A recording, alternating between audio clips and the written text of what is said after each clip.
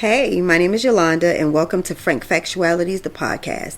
Tune in each week as I speak frankly about life experiences from my perspective and offer you a bit of unsolicited advice. Let's take a little time to laugh, to think, and to cry as we tackle some serious topics and some not so serious topics. Be sure you subscribe so you don't miss an episode.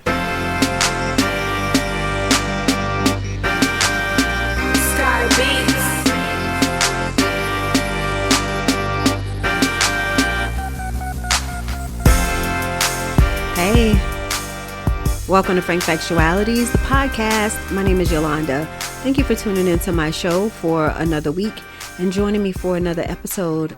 I hope all is well. I am doing just fine. Completing a little spring cleaning, even though my idea of spring cleaning is summer cleaning. It's the time that I have the most time off, and so there's a lot of things that I've been doing and trying to wrap up just to kind of get myself at ease. It's things that I don't want to do, like baseboards and washing curtains and scrubbing walls and that sort of thing. I really, and you know what, I'm really considering paying somebody for that. Like, I would never pay someone to make my bed or pay someone to, say, wash my clothes. I think that those are things that I can maintain. But Lord knows, I am so sick of the bathtub and that kind of scrubbing all the time. But also, and I could actually manage that. That's not as bad. But I do not like washing walls and cleaning windows. And because they get to I hate dusting, even though dusting is like an every other day thing. You can do that. If you keep up with it, it won't be so bad where it's just mounds of dust coming off. I don't know what it is about dusting. It's just ill. And then, like I said, doing windows. My house is old and I have old windows like the original, but there's like two sets of windows. There's no way for me to clean these windows. It's like it's two panes. You pull up one, there's another one there. And the screen on one of them is just like moldy and mildew. You can power wash the outside, which gets a lot of that out, but it's really hard to get the inside. And I'm the type of person that's just like, okay, scrap it. Let's just do over. Now, I got a quote for new windows, but Lord, the quote was like $13,000 for like all new windows. And I'm like, well, where's the grants? Because didn't they say if your house was old and drafty and it was outdated that you could get like free windows somewhere? Somebody point me into that direction, because I can't do it. At this point, just give me a new house. Like that's where I am with these things. I just can't. The amount of things and reorganizing every so often. I just want someone to come in and like do it for me. But that stuff costs and I ain't got it. I ain't got it. So anyway, y'all, let's get straight into street talk. What's going on? Let me know. So y'all, one thing that has been bothering me is this Nolan Wells story. If you haven't seen it, it's about a young 18-year-old black guy from Mississippi who went on a boat trip for the 4th of July to an island with his friends. And yes, all of his friends were white. And so it's become a race thing because the guy was missing. The friends came back to shore. They had his phone, but he wasn't with them. And they said they didn't see him and they didn't know what happened to him. And they found him dead in the water, from my understanding. They have not said it's a homicide. They said for now it looks like a drowning. They're running toxicology, that sort of thing, but no one seems to know what happened. Apparently, the girl that he was last seen with said that she left him and he told her he was going back to the boat to catch the boat with his friends. Now, honestly, I think the boat had left. From some other things that I've read, they said that one guy who commented on the story on social media said that the boat was taking in water, meaning there was some sort of leak in the boat that the friends were in. So they wanted to hurry up and get back to shore so that they could, that they wouldn't drown, the boat wouldn't sink. So they probably left him, if I'm being quite honest. I think that he left with the girl, may have needed some time because allegedly there was some sort of argument between the friends. And by the time he came back, they were gone. Well, everybody probably was gone. And he couldn't get him a ride back. So he stayed on the island. Well, he doesn't have a phone. I don't know what may have happened after that. Maybe he attempted to try to swim somewhere or do something and got caught up by something. I have no idea. I'm speculating at this point. But I know that they can tell the cause of death in an autopsy. They can tell if it was a true drowning. They can tell if it was you were killed before you got in the water. So I'm hoping that the family do their due diligence to get an outside opinion and not depend on the coroner from that area, just to make sure that they've covered everything. I wish I could say that I 100% believe it was a white-black thing, but I think I told you all a while ago about my fears and about my bias that I didn't know I had when my son went to Palmetto Boys State, which is a predominantly white program. Yes, there are black boys there, but in any given group, it's maybe 3 or 4 compared to 12, 13, in one particular group in this. And so that concerned me just because that's not my son's normal. That's not his everyday. But this was an organized program led by a bunch of adults and supervision. So I had to just let it go. But in this case, I think that I would feel the same type of way, like is something going on, some sort of conspiracy, if, say, it was the other way around. Say if it was all black and one white, we probably would be like, oh, something ain't right.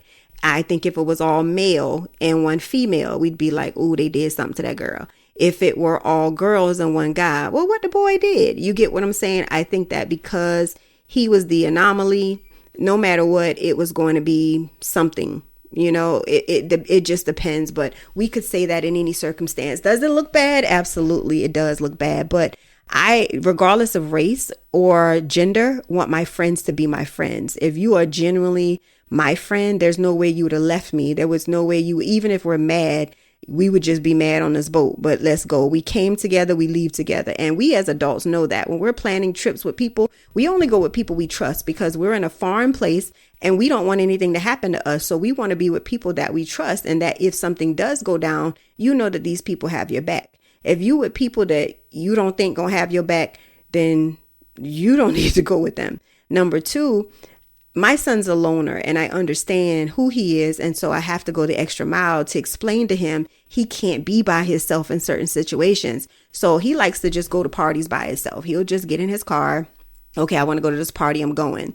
Well, say if the party doesn't have a lot of parking in a light up parking lot, and you have to park around a dark alley or a dark street or in the back of the building, then this is where my son is parking, but he's by himself, which I always tell him, when you're alone, you are a target for people who want to do shenanigans, right? People who want to do bad things, people who want to set people up, people who want to get something from you. You're a target because you don't have any friends around you. And now who's going to tell if something happens to you and we do something? So and this guy could have been a loner as well. He may have felt like, okay, I'll be all right by myself. It doesn't matter if I go walk this way and I'll meet up with them later. We don't know who else was on that island. We don't know who he may have ran into while he was on that island. His friends may not have been biased towards him, but that doesn't mean somebody else who was out there wasn't. We don't know. But all I'm saying is that never teach your children, when you're in situations like that, where it's like party, people are drinking, people are smoking, don't go nowhere by yourself ever, because it's just a recipe for disaster. And then no one else has the answers. And never go somewhere with people that you don't trust. Like, from what I understand, his friends knew his family and his family knew them. One of the ladies who they said was a judge, and they made mention of that, like, hey, she cleared her accounts and the boys, and she's a judge. She came forward to be like, hey, I've known this family forever. I went to school with the mom and we love him and we know him, blah, blah, blah. I don't know. I just don't know. I try not to. When I don't know, I just don't know. I don't want to speculate. It's just that story has just been bothering me, as one has been sitting on my heart. And I pray for him and his soul, but his family, and that they be at peace and find the answers that they need. Another story is one out of Aiken, South Carolina, the state that I'm from. This 4-year-old girl went missing, and the mom had reported her missing to the 911 dispatch, and her husband, that same day she reported her daughter missing, she went into labor that night because she was pregnant. Well, they found now that the little girl was actually dead for about a month now. The parents confessed that they had pretty much abused her and I guess neglected to take her to the doctor. So it must have been a severe beating, and she died. Now, they buried her somewhere. I'm assuming they didn't tell them where, because they're on this hunt now to find her body. And they don't know where it is. So these 2 little babies have been in my heart. We clearly now know that the little girl has passed away, and now both parents are in jail and awaiting a court date. They have not found the body of the little girl. So, I mean, it sounds like they've already confessed. They may not need a body, but obviously you want a body, and the little girl deserves to be buried so that she can rest in peace. But if you know that your child is too much, and this woman was pregnant, and her and the the husband, I don't know, boyfriend, whatever he is to her, may have been dealing with stress with that new baby coming. Ask your people, man, to watch the child for you for a little while. They may say no, but what they can't say is that you didn't reach out for help and that you weren't asking for help. Hey, I'm a bit overwhelmed. She is tearing up my last nerve. I swear I can't. Even if you got to cry, beg, and plead for help, you got to ask people to help you when you really need the help, because nobody else is going to know. They're not going to know that you're suffering in silence. They're not going to know that you're home and you feel overwhelmed and you don't know how to respond.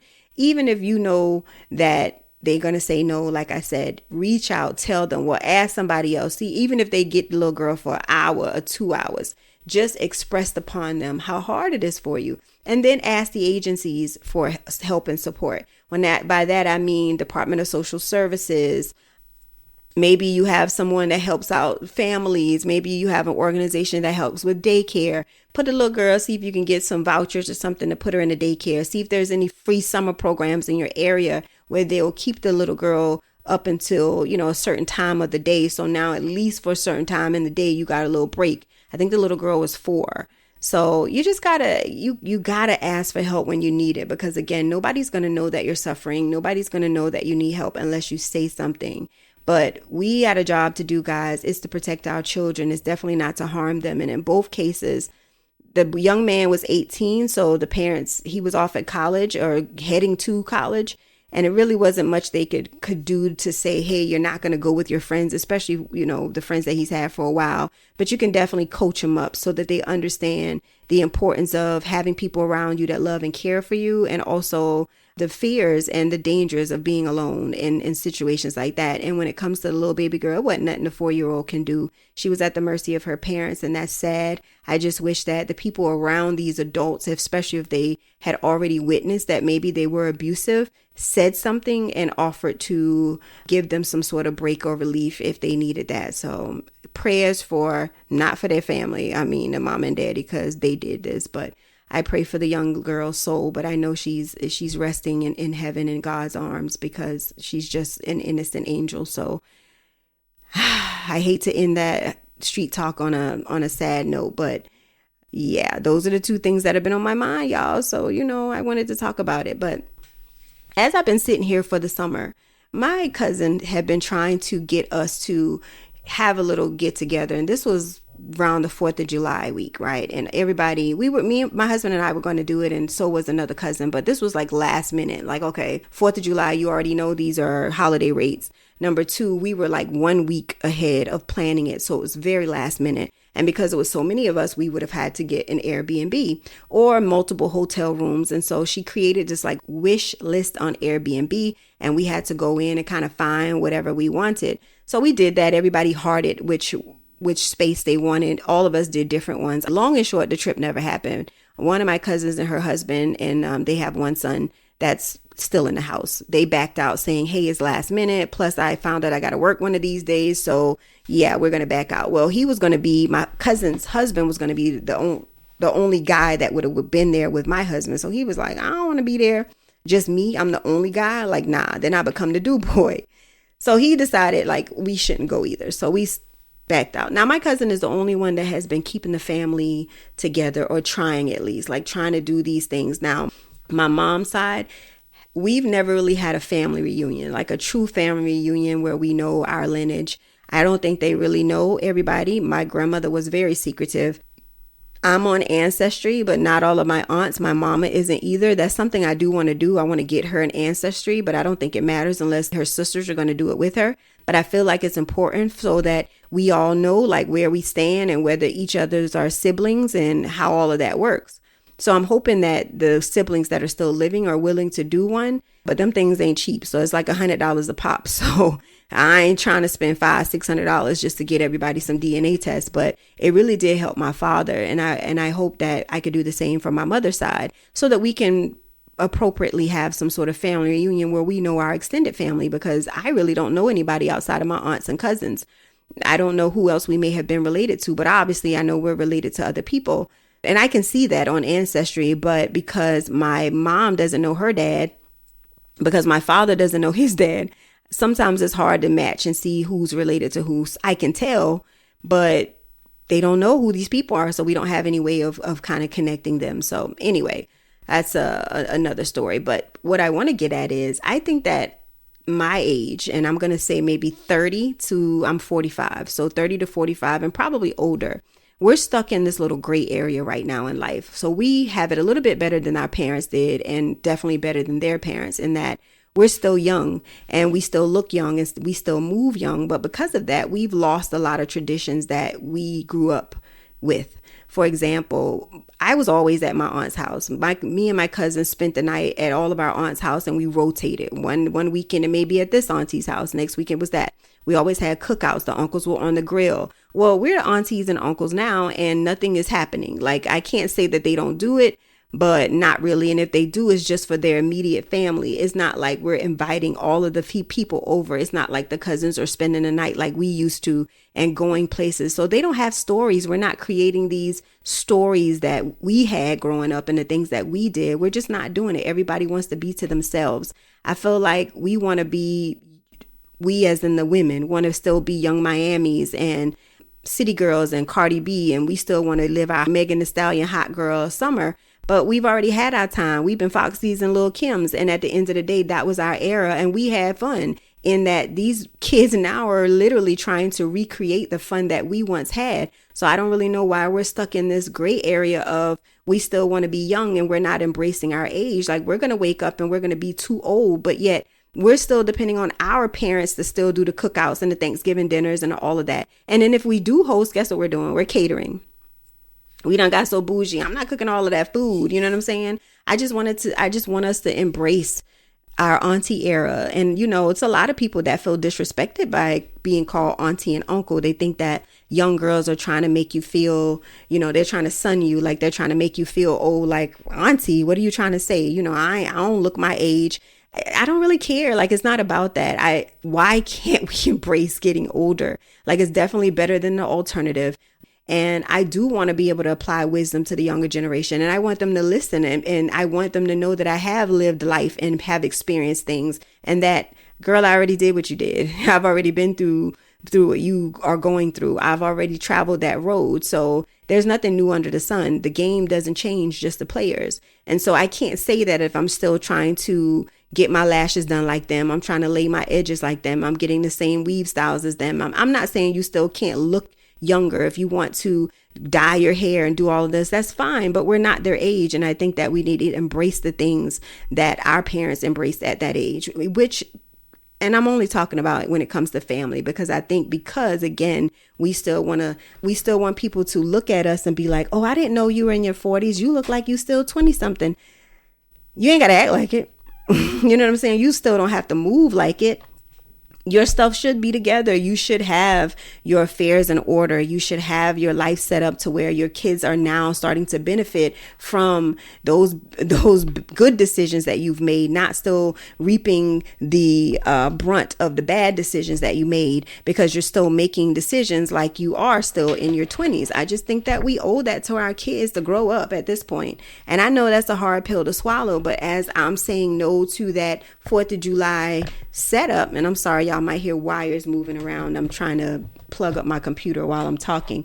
But as you follow that, you got to realize, like, hey, it is my time to set my kids up and for them to have the same experiences. I'm supposed to do that. Who having the cookout? You having the cookout. Who's supposed to set up the Thanksgiving dinner? You supposed to set up the Thanksgiving dinner. You can't wait on the parents have already done it. They've done that already. We have our lived experience. It is now time for us to create those lived experience with our kids and their first cousins. And I'm talking to myself. This is a rant that I'm talking to you all, but I'm egging myself on it. Every year I say I'm going to do it. But to be honest, I'm self-centered in that I'm focused on my own free time. I'm focused on my relaxation. I don't want all them people here. But again, we brag on how our childhood was so amazing, but we don't think that it was that way because of our parents, whether they allowed, it was a lack of supervision or too much supervision, and that they only wanted family over. They helped to cultivate those great memories that we had. And what memories are we cultivating for our kids? Yeah, you may go on vacation with your kids, meaning you take them places, you and your little immediate family. But what are they doing with their first cousins? What are they doing with their extended family? What type of family reunions have you guys created and cultivated? We around here planning class reunions and doing all these things, but are we doing that with our own families and planning things? I just don't know. I just don't see it. And like I said, when I see it, it's the older people. Like my husband, the last time I went to a family reunion, I think it was last year. And if it wasn't last year, it was the year before. I'm going to say it was last year because I remember having a new haircut and I just started going to that stylist, and I know it hasn't been 2 years. So it's just last year this time. And his mom and her cousins are planning this. And his mom is in her 70s. You see what I'm saying? And she's the one still trying to keeping the family tree alive, getting the family reunion started, coming up with the theme. They're there setting up. And at least the only thing we did was help put up a few things when we got there and help them to break down. But it's supposed to be us. They're the ones that's supposed to be chilling. And we're the ones that's supposed to be doing the work. But I feel like we don't care about that. Like we don't care about traditions anymore. Our generation just is like, oh, whatever, to each his own. If I'm living my life and I'm doing what I'm supposed to do, then I don't really care what anybody else is doing. Because I don't know when the last time I spent time with my cousins. I mean, we've had things here and there. Like my cousin just had her daughter's graduation party, so my husband and I went. But then what happens is some cousins will come, some aunties will come, but not all. And at this point, I feel like if you got to plan it and say, okay, I need you guys to bring this like potluck style, it may not happen. Also, if you're saying, okay, I need this amount of money, it may not happen. I think you just need to say, hey, the cookout is at this time, meet me here, and get with the people who are willing to contribute. Hey, if you want to contribute, this how much I'm asking for, send it to my Cash App, and just allow people to give as they want to. But requiring or depending on them to bring something or contribute before it gets started ain't gonna never happen. Not to say I like to plan with other people's money. I do a lot of planning at the school level, but guess what? It is not my money. It's their money. I plan prom, I plan a lot of other events, and I be buying a lot of stuff, and I know where to go to get it, okay? But it ain't my money. And I think what was the last thing I planned? I planned my son's birthday party, and I did it with his cousins because they were all the same age. My niece was turning 16 as well, and my nephew was turning 17. All of their birthdays are in September, and I didn't want to leave them out. I knew that I wanted them to come, but I felt like, why make them come and celebrate my son's birthday when it's their birthday as well, right? And when I say it's their birthday, they're around the same time. My son is September 1st, my niece is September 9th, and my nephew is the 19th. So it's like all within a couple of weeks. So I just had one big celebration and allowed them to bring at least 25 of their friends they could invite. The max was 100 total for the amount of people that they could bring. So not a lot of kids showed up, but I still had it. I mean, each person still had their little core friend group. So they still had a good time. It was plenty food. The kids got to take to-go trays. They had their DJs, so they got to party and do their own thing. They're used to being insular anyway. Like they love their phone. And as long as they could have created a magical moment on their IG, which they were able to, then it was a good time, because it doesn't matter about what the actual aesthetic looks like. It's like, okay, what did it look like when you put your phone up and you recorded you and your friends jumping up to the music with the lights flashing in the background like you were in a party scene? So that's what he did. That's what they loved. And it worked out. So frankly, the fact of the matter is, create memories for your kids, and not just core memories within your immediate family. But my son goes to school with his cousin, and I'm about to say what type of cousin he is, but I always mess this up. So his mom and I are first cousins, which I think that makes him my first cousin once removed. And I think that makes him and my son second cousins. But either way, they grew up together. They're the same age, and they went to school, the same schools together coming up. And he would always be over here spending the night, riding with us to school the next morning. But they barely speak to each other. Like they don't even know each other. And so when my son has to be like, no, that's my cousin, and he calls him his first cousin. And I understand why, because again, they're close, and the family is close, and we even live by each other. So I get that. But no one believes it, because it's like, well, I don't really see y'all hanging together like that. And it's the same for my cousins. I think if I were to tell people like, yeah, these are my first cousins, like for real, I don't ever see you over at the house when they be having stuff, especially these people friends. It's like, I'm always over there. I don't see you. Hell, I don't even think people know my brother is my brother. My brother's girlfriend has a lot of things at her house, and I always see people like kids from my school and people in the community there, and I'd be like, what they doing over there? But I can only imagine them people, if they saw me over there, like, what you doing here? Not even knowing that that's my brother, because I'm just not around a lot. And that's my only brother, in that we grew up in the house together. And that's not my only brother. My dad has other children, but as far as like grew up in the same house, it's just me and him. We're 8 years apart. So and I was out of the house for a long time. But at the end of the day, we're close in that he can call me for anything. I can call him for anything, but we just don't spend a lot of time together. And it's just not something that I can't say that we didn't do. I think that we grew out of that. And I think that everyone has their own past traumas, current issues. They've created their own like boundaries and anxieties of life, and people keep to themselves. And I think that that's what the issue is within my family. And not that we don't want to do it, but we've created our own boundaries and what we want and don't want to do. And we're just not thinking about the experience that our children have. Like my son doesn't know some of my first cousin's kids, and I'm like, not by sight. Like if I call names and I remind him, but it makes me sad when my aunts are like, Gavin, do you know who I am? And he'll be like, oh yeah, I know you, but I don't think he does. Like he knows them in that moment, but when we're someplace where he sees them. But if he's out at Bilo and they're in the store, will he know like, oh, that's Auntie so-and-so. Oh, that's my uncle so-and-so. I don't think he would, because he's not around them that much to recognize them just randomly. And that's sad. You get what I'm saying? So I know I got to do better. I don't really know how you all are doing and what's going on, but I feel like we have to keep the legacy alive. And we're so busy worrying about what's going on in the world and everybody else's house and around their front door. We're sweeping and we're all in their business. But we got stuff we got to clean up within our own families. And if we care so much about legacy and our culture, Black culture, then we got to step our game up to make sure that the cultures and the environment that we are part of and the generations that we're raising is one that can one that can carry on these traditions and legacies and so on and so forth. And I can admit that I'm not doing a very good job of that at all whatsoever. And even just my little immediate family saying, oh, are you going on a vacation this year? I'm just self-centered in that, oh, I'm tired, so I don't want to do it. Oh, blah, blah, blah, blah. I think that I've created enough memories, but I know that I could have done better. And my son's graduating this year. You get what I'm saying? So has he gone on enough vacations? No. Has he visited enough places? No. Will that stop just because he's about to be 18? Absolutely not, because he'll still have summers. And if he's going to college, he'll still be home on those summers, and there'll still be opportunities for us to create things. And he's getting older, so it'll be much easier to create experiences and do things with him, since we don't have to wag a little child. Same thing with my granddaughter. She's getting older. She's going to middle school. So a lot of things are becoming a lot easier to do now that you're not like dealing with toddlers or, Lord forbid, a baby and you have to carry them. So I'm gonna hold myself to it.